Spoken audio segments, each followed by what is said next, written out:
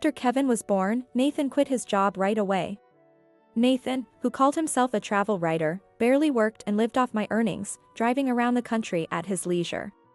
One evening, Nathan returned from his travels with a young woman holding a baby. "This is my lover, Chelsea, and our child. You can have our son. We're getting a divorce." He was demanding to divorce suddenly with a harsh snort. "I'll come back to pick up a petition for divorce of marriage in a week. Make sure you've prepared it by then." A week later, Nathan and Chelsea showed up again, and Kevin and I told them, "You can't divorce Mom. Because the car's price, $80,000. You haven't paid it back yet." Nathan's face twisted. "Besides, Dad, you've been living off Mom's earnings. Maybe you should wait to divorce until you can support yourself." Chelsea looked puzzled. Nathan stammered his excuses. I smirked to myself. "Now Nathan, it's time for you to pay for all the freedom you've taken. I'm Olivia, a 50-year-old housewife. I live with my husband Nathan, who is the same age, and our middle school son, Kevin. Nathan and I met through an acquaintance and started dating. Always confident and lively, Nathan was great at conversation and very charming. Spending time with him was always fun. I thought it would be wonderful to share my life with someone like him. I was thrilled when he proposed at a stylish restaurant. But less than a year later, I regretted getting married. We should have kids soon. Given our age, yes.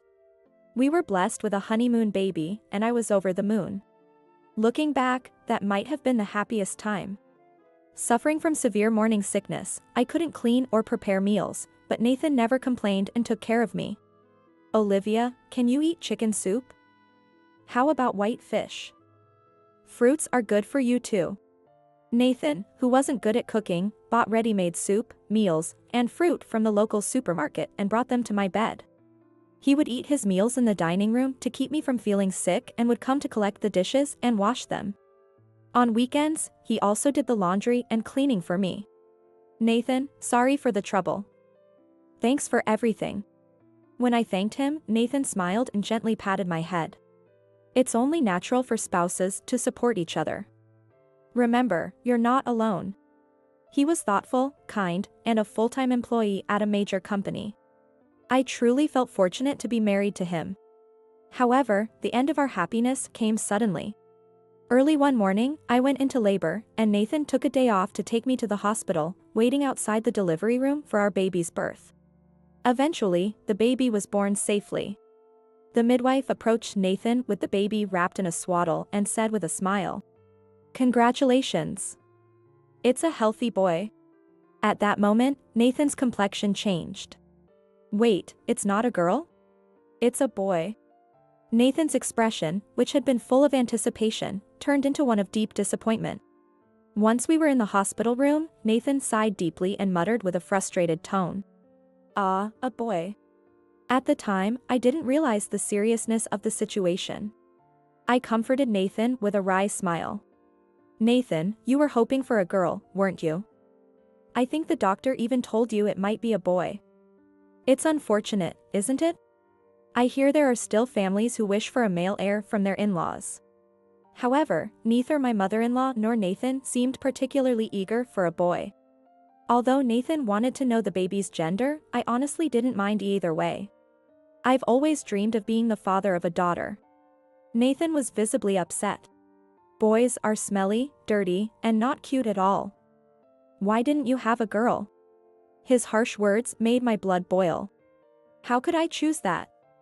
Even if we tried to select the gender, it's not 100% guaranteed. This is our precious baby. The gender shouldn't matter. How can you say it doesn't matter? Damn it. Seriously, I don't need a boy." With that, Nathan stormed out of the hospital room. He didn't visit the hospital again after that, nor did he contact me, leaving me to be discharged alone. Being far from my parents' home, I reluctantly called my mother-in-law for a ride. Nathan was really looking forward to having a daughter. I can understand why he's upset. I explained the situation, but as expected, my mother-in-law took Nathan's side. "You're not going back to your parents, right? I can come and help if you like." "Thank you. I'll contact you if there's anything I need. I politely declined with a forced smile. It's a 30-minute drive from my in-laws. I'd rather handle parenting on our own, even if it's busier, than rely on my sarcastic mother-in-law. He's just sulking, he'll come around and start doting on the baby soon. I thought so, but I was naive. A hellish solo parenting life began. Before the birth, Nathan and I had fun choosing baby furniture online and reading articles and books about babies, wondering what our life would be like. But as soon as Nathan learned we had a boy, he seemed to lose interest. After I was discharged, he left everything from naming the baby to the daily care to me and abandoned us. Nathan, just hold Kevin for a bit. He's been crying non-stop, and I can't prepare meals or clean. Even when I begged him after he got home, Nathan wouldn't even look at Kevin and coldly replied, "You know I'm tired from work. Be more considerate. Dinner isn't ready? Then I'll eat out. Baby care is a mother's job, right? I'll overlook the mess at home. Just do the laundry, I need clean clothes." Kevin cried and cried, but Nathan just ignored him and played with his phone. No matter how much I asked, he wouldn't change diapers or handle baths or feedings. And of course, dealing with the night crying was out of the question. One evening, as I watched TV and Kevin started crying again, Nathan showed his irritation. "Man, it's so noisy. He's been crying non-stop. He seems sleepy, but he won't settle down even when I hold him. Why don't you take him for a walk? He'll stop crying." I was stunned. It's February, and it's 8 p.m. You want me to go for a walk when it's snowing? Are you serious? When I snapped at him, Nathan twisted his lips into a smirk. Driving would waste gas. It's cold, so he'll stop crying soon enough. Furious at such an unimaginable comment from a father, I grabbed the car keys while holding Kevin, slammed the living room door, and left the house.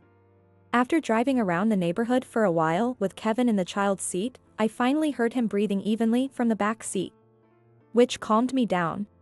When I got home, I put him to bed in the crib, ignoring Nathan, who was laughing uproariously at the TV. On a day when my suspicions about Nathan were growing, he came home in the early afternoon. "You're home early today." As I fed Kevin his baby food, Nathan casually took off his jacket and said, "I quit my job." Huh? What? My eyes widened in disbelief. I've been thinking, I'm just not suited to be an office worker. Starting a company or working as a freelancer, using my talents. That's what fits me. From now on, I'm going to live freely without being tied down to a company. Nathan spoke with a self-satisfied look, leaving me speechless. Tentatively, I asked, "Do you have a job lined up then? I love driving, right? Plus, I won a writing contest in 3rd grade. I think I have talent. So, I'm going to wander around the country and write travel journals." Nathan's eyes sparkled with excitement, nearly making me faint. After 12 years in sales, he's switching to writing? Nathan hasn't even written a blog, the computer in his study is just for show. He's always been whimsical. Probably inspired by some internet articles. Don't look so worried. In 2 years, I'll be making over $100,000 a year. It's supposedly a job anyone can do. So with my overflowing talent, I'll definitely become a bestseller. I alternated my gaze between Kevin, who was grabbing food with his hands, and Nathan, who was lost in his monologue. I was planning to return to work after Kevin turned 1, but never imagined I'd end up supporting an unemployed husband. That afternoon. First, I need to get the right environment set up. Nathan cheerfully went to buy the latest model computer at an electronics store. While I was putting Kevin to bed and washing the dishes, my mother-in-law called. Reluctantly, I answered the phone. "Hello? What have you been telling him?" My mother-in-law started yelling at me right away. "I don't understand what you mean. He could have had a secure life in that company. Going from an $80,000 annual salary to suddenly being unemployed is unthinkable." That's exactly what I'd like to say. It's because you focus only on the baby that Nathan got stressed and quit his job. A wife's duty is to support her husband, you failure. If you have complaints, please talk to him. I'm busy, so I'm going to hang up now. While my mother-in-law was still ranting, I hung up the phone and ignored her calls and messages for a while. Although I was furious with selfish Nathan, I resolved to work diligently for Kevin's sake. I hoped Nathan might reflect a little when he saw me working hard on housework and childcare, but it was in vain. Nathan locked himself in his study, fiddling with the computer, or would suddenly say, "I'm going on a trip," and leave without contact. Only to return days later. So, I couldn't leave Kevin with him and had to use the daycare at work that also took care of sick children, working as hard as I could. At this point, it felt more like single motherhood than solo parenting. Balancing full-time work with raising a young child was tough. But sharing childcare concerns with colleagues who also had young kids helped boost my spirits. My salary paid for the writing courses Nathan took, and after a few years, he managed to earn $300. However, our household finances still depended solely on my income. Nathan didn't contribute his earnings to the household but used it as pocket money. Even the gas money was coming from me. One day, Nathan returned from a trip in a bright red sports car. What? Where did this car come from? I fell in love with it and bought it.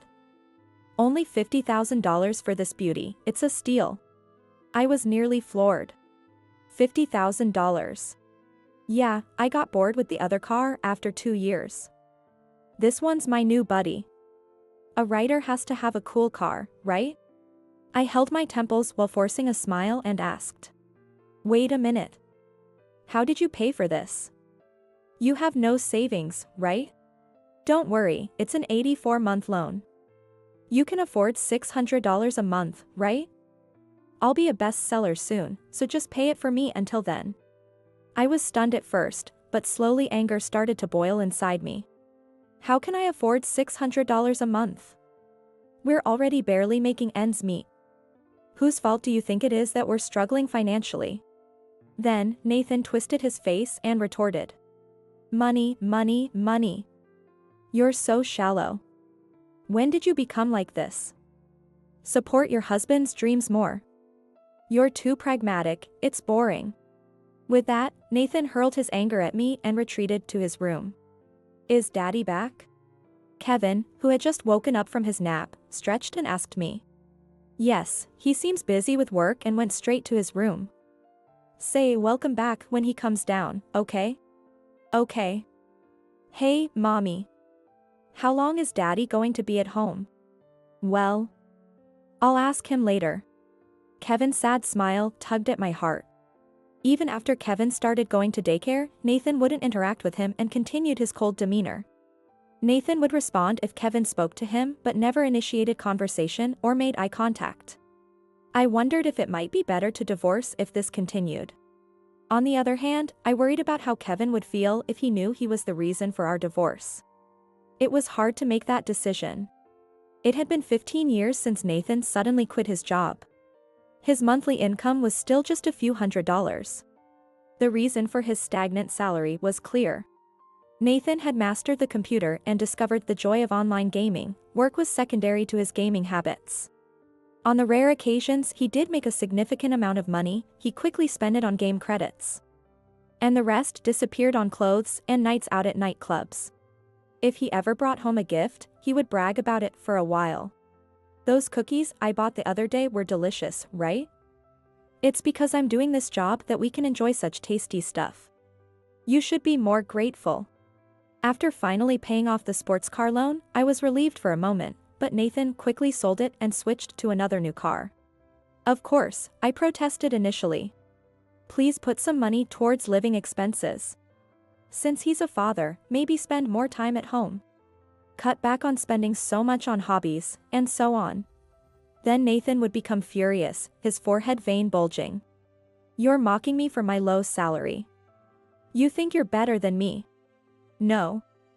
I just wish you'd act more like a father. I spoke patiently, but Nathan responded angrily, his tone harsh. Next year, I'll definitely be making $100,000. Then I'll have more freedom, and I can spend time at home and contribute financially. Just stop nagging and wait until then. After many such exchanges, I gradually became tired of arguing and recently gave up on discussions. Perhaps as a reaction to his father, Kevin grew up to be a straightforward and good boy. He always cared for me when I returned home tired from work. He helped with household chores, and sometimes I would wake from a nap on the sofa to find a blanket over me. Or he would surprise me on my birthday or Mother's Day with a homemade dinner and a bouquet of flowers. One evening, while I was preparing dinner, I heard the front door open. I thought Kevin was back from school, but then I heard Nathan's voice. It sounded like he was talking to someone. Maybe a guest? I thought, removing my apron to greet them, but I froze. Nathan was cozied up with a young woman holding a baby. "Hi," I managed to say. The woman was dressed revealingly and wore heavy makeup. Nathan must have met her at the nightclub he frequented. But why did he bring her to our home? As the woman entered the house with Nathan, she pinched her nose and made her way straight to the kitchen, looking into the pots.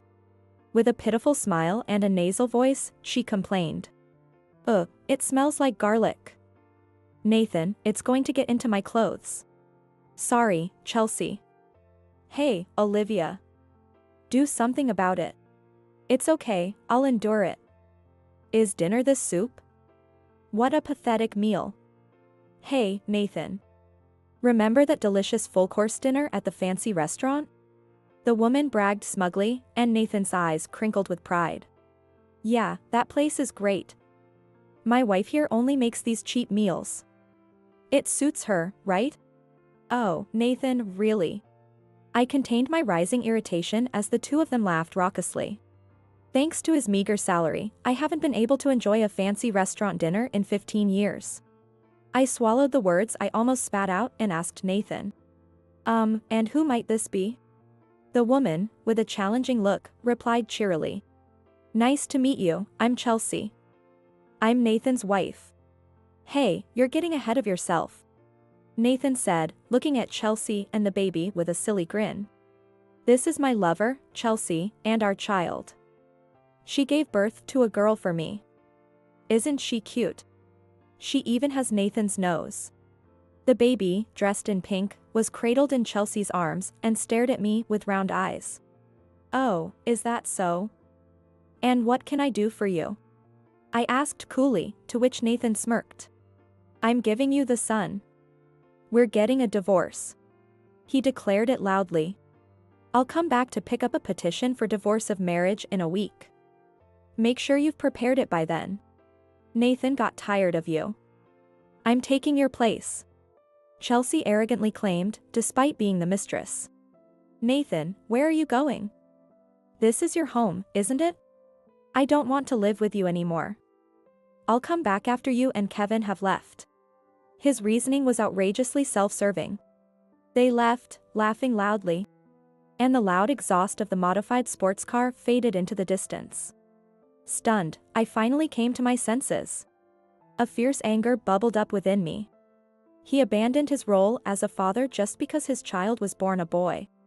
He quit his job on a whim, spent his meager earnings on himself. And now he wants a divorce because he has a mistress and a child? Don't mess with me. My blood was boiling. Enough is enough. How selfish can you be? I clenched my fists. If that's how he wants it, I have plans of my own.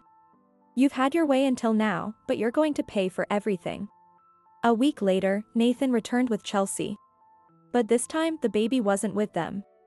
Probably anticipating a confrontation, they must have left her with someone else. When Kevin answered the door, Nathan showed a hint of discomfort. "Hello. Nice to meet you. I'm going to be your mom soon." Ignoring Chelsea's overly enthusiastic greeting, Kevin looked straight at Nathan. "Dad, you're home. Shouldn't you say I'm back?" Nathan frowned and ignored Kevin's comment. He led Chelsea by the hand to the dining table and sat her next to himself. As I was making coffee, Nathan spoke roughly. "I don't need coffee. Just give me the petition for divorce of marriage." Well, it's going to be a long discussion. You'll want something to drink," I said with a smile, placing 4 cups of coffee on the table. Nathan and Kevin faced each other, with Chelsea opposite me, as we all took our seats. Kevin, being a junior high school student in his 3rd year, was old enough to understand, so I decided to tell him everything. After moistening my throat with coffee, I simply told Nathan. "I didn't make the petition. Hey, hey. You don't want to divorce me that badly, huh? Nathan grinned, while Kevin looked at him with disdain. You can't divorce Mom. Because the total cost for 2 new cars, $80,000. You still haven't paid me back. Nathan's face went pale. Don't think you've forgotten. When exactly are you going to repay me? I covered all of it. That's right, Dad. And how are you planning to support yourself if you remarry this woman? Kevin chuckled. Since you've been living off Mom's income, maybe you should wait to divorce until you can support yourself. Nathan flustered severely. Chelsea, wide-eyed, looked at Nathan's profile. What? What are they talking about, Nathan? What's this all about? It's just family stuff. You don't need to know. Nathan stammered, and I presented him with printed payment statements. Look, this is for the previous car, the 84-month payment plan. And this one is for the new car's payments. Chelsea, do you understand? All of these were paid from my credit card. Chelsea checked the statements and tilted her head, puzzled. Why didn't you pay them yourself? I thought you make $100,000 a year as a section chief at Jones Corporation. Kevin and I burst out laughing simultaneously. Seriously? You're still carrying around a business card from 15 years ago? That's practically fraud. Your current job title is unemployed. We laughed so hard we nearly rolled on the floor. No. I'm a freelance writer. You mean a so-called travel web writer, right? Earning less than a high schooler's part-time job. Used to be $80,000 a year. Now about $4,000, right? Chelsea's eyes widened. What? Just $4,000? That's right, look here. Ah, stupid. I opened my bank account statement and showed it to Chelsea. Each month, there were deposits of $400 or $500, all from the same company name, which left Chelsea speechless. So, the brand clothes you're wearing now, those shiny leather shoes, even that luxury sports car, did your wife buy all those? And all the meals you've treated me to were with your wife's money. That's right, look at this. I leaned forward and showed Chelsea the credit card bills. He's been using it without my permission because I hardly use it. I'll pay it back later. It's no big deal, we're family. Nathan shouted loudly. In 2 or 3 years, I'll be making over $100,000 a year. Chelsea, you believe in me, unlike these two, right? Chelsea gave a vague smile. Nathan said the same thing when Kevin was a baby. 15 years later, nothing has changed. Next to me, Kevin nodded. Nathan, you can live together or remarry her if you want. Just make sure you settle the debts for the new car and the unauthorized card use. And don't forget, separate from that, you owe child support for me, Kevin added. Quiet. I get it. Nathan shouted back and turning back to Chelsea. So, Chelsea. You'll lend me the money to repay Olivia, right? Can you give me a moment to think, Nathan? Chelsea's face twisted uncomfortably. I thought it was a reasonable reaction. What? I'll pay it back later, right? We're going to be married, so it's fine. Nathan is trying to push his absurd logic on a hesitant Chelsea. With a laugh of disbelief, I picked up my phone. Now, time to start the second phase of my revenge. By the way, about that hotel he visited for his report. Did you go along, Chelsea? When I spoke cheerfully, Chelsea awkwardly looked away, but Nathan, completely unabashed, grinned. The scenery was beautiful, it was a great place. That's good to hear. You really get it. I said, smiling sweetly at Chelsea. Look, my cousin owns that hotel. He sent me some photos because you two were there together, wanting to let me know about the affair. I opened the photo app and touched the file, placing my phone in the center of the table so everyone could see. That's right. Oh, who is this person with you, Chelsea? Huh? Chelsea stiffened as she peered at the image. Next to her, Nathan, adopting the same posture, quickly turned into a fiendish expression. Chelsea, who is this? Hey. It's an invasion of privacy to take photos without permission. Chelsea burst out, to which I smiled gently. I'm sorry. My cousin couldn't stand my husband's infidelity and ended up taking quite a few pictures. Ah, meddling unnecessarily. Nathan, it was just an acquaintance I happened to meet. Don't worry about it. Chelsea tried to lean on Nathan's arm, which he shrugged off. Chelsea said she wanted to go, so I made the reservation. At that point, Nathan suddenly tensed. Now that I think about it, you weren't there when I woke up in the middle of the night. Don't tell me you went to this guy's room? No, it's not like that. He's really just an acquaintance. Chelsea kept repeating her excuses, making me almost laugh. I took a large envelope from the end of the table and spread several photos across it. Chelsea seemed shocked, covering her mouth and letting out a shriek. These were photos sent to me last year. The scene showed a heavily pregnant Chelsea closely snuggling up to a man as they left a maternity clinic. Hey. I just asked him to accompany me. Trust me, Nathan. Nathan uttered a menacing voice, and Chelsea clasped her hands together, desperately making excuses. I read from the report I had pulled from the envelope. It was a parenting class that day. If you're going to have someone accompany you, it should definitely be the father. Oh. Isn't this the baby from the other day? Wasn't it Nathan's child? Chelsea fell silent, and I smirked. This man, the father of the child, cheated on her and ran away after the birth. That's terrible. Poor Chelsea. As I sneered, Nathan shouted in defense of Chelsea. Chelsea wouldn't do such a thing. Come on, the father of that child is another man? That can't be. I'm sorry.